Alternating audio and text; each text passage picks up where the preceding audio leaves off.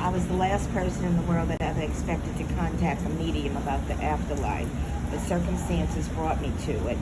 And a friend of mine told me about it months and months ago, and I blew it off. It was good for her, but not for me. And then all of a sudden, I had a feeling. I found out that a friend of mine who I had lost touch with 20 years before had passed away. And it blew me away. We had lost touch, but I had this feeling that she wanted to contact me some kind of way. It was just a feeling that came over me. So I contacted my friend who talked to the medium and got in touch with her through email. And it took me 2 months to get an appointment with her because she's very booked. And when I called her to do the appointment, she had to tell me how to do FaceTime. And when we did FaceTime, she told me that she would not be looking at me because she had prayed several days before my appointment to see if there's anybody out there who wanted to talk to me. And there turned out to be 9 people who had something to say to me. And Wow. nine Nine people all total. And in talking to her, the first person that came forward, she said he's pushing his way to the front of the group, and there's an elderly lady here who keeps waving him off, saying that you don't need to talk to her, we want to talk to her. And he just kept insisting that he had something to say. And she said, he tells me he's your partner. She said, are you married? And I said, yes, but my husband is very much alive. And she said, well, no, he says he's your partner from the past. And I had a first husband. He was the only other person I ever lived with. And she said, he said, you were right to leave him. She said, did you move out? And I said, yes. And I said, he wouldn't go to a priest, he wouldn't go to a marriage counselor, and I finally moved out. And he said, you were right to do that because he didn't treat you right. And the older lady that's here saying, okay, you had your say, now get away. And she's kind of a feisty little old lady. And I said, that must be my mother. And there's a man standing next to her who wants you to know that he knew that that man was not going to be good for you.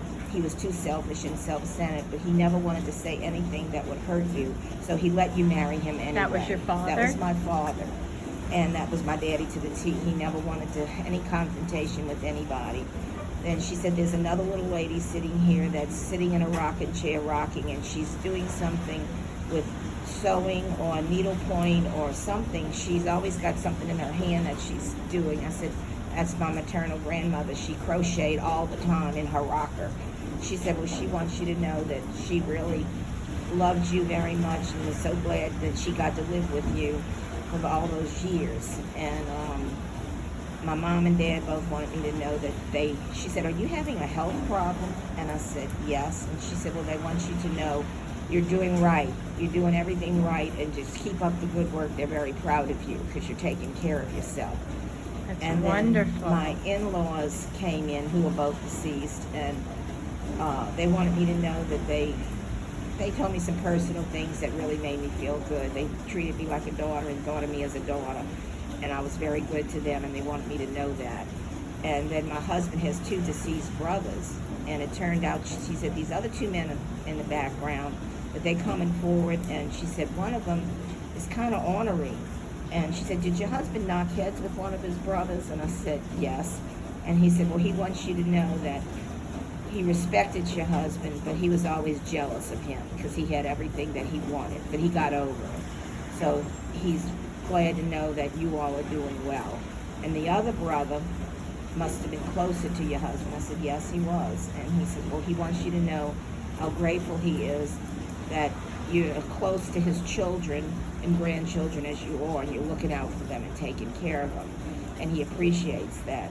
But there's a grandson that he wants you to let go because he's a user and he's a know-it-all and he's not going to amount to anything, and you've done everything you can That's do. my wife.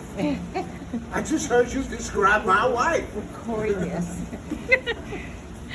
So he said that you need to let him go because it's not going to amount to anything, and you've done enough for him, so let him go.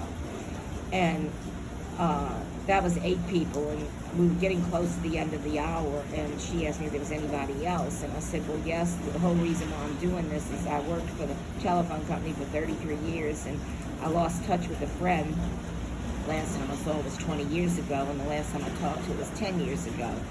She retired before me and went to work for a company that sent her all over the South training people, and we didn't get to see each other. And I happened to run into her brother in a store, and he told me she got married and moved to New Iberia. And when I asked him, I said, can you get in touch with her and ask her if it's okay for me to call her? So he called me a few days later, and he said, yes, this is her number, and I called her, and it did not go well. She was very bitter, very upset, just telling me, well, I'm just trying to live my life, and I was very hurt. But I kept contacting her through email, through mail, regular mail. I would send her a birthday card and a Christmas card every year, and I would call about 3 times a year. And it was her voice on the recorder, but she never ever called me back. And I was very hurt by it all. And I was hoping, I got a feeling she wanted to call me, because I found out she died like August 16th. And I was devastated when I knew she passed on. And I had this feeling come over me, she wanted to talk to me. She said, well, there's a lady hanging back here, and she's coming forward now, and she wants you to know that when she saw you at the party, she was very upset because you invited somebody to the party that she didn't want there. And I thought to myself, the last time I saw her was at my retirement party. And I said, well, I don't know.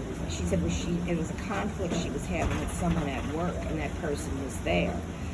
And she said, did she have a conflict with someone? I said, yes, her supervisor. And I said, I intervened with the manager of the office to have her taken out of that supervisor's section and put somewhere else.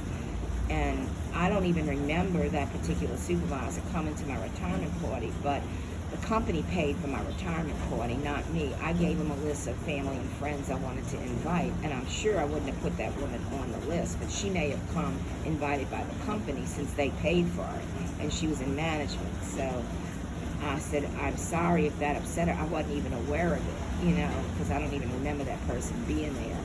And she says, well, she understands now, and she wants you to know that when it's your time, she'll welcome you with open arms. And it really settled me and gave me a whole new feeling about her and what had happened, and I feel closure on that. And it was worth the time I spent on the phone and the money I spent for that, to get that closure. And I had no idea that many other people felt that way about me, and it just really, I'm glad I did it. So all those people were deceased? I don't know about my ex-husband, because to this day, I never knew of him. I hadn't had contact with him in 40 years. So after this session, I looked him up on the internet, and I put in his name, and it came up with his age, and he was last I heard, he was living in Lafayette, Louisiana.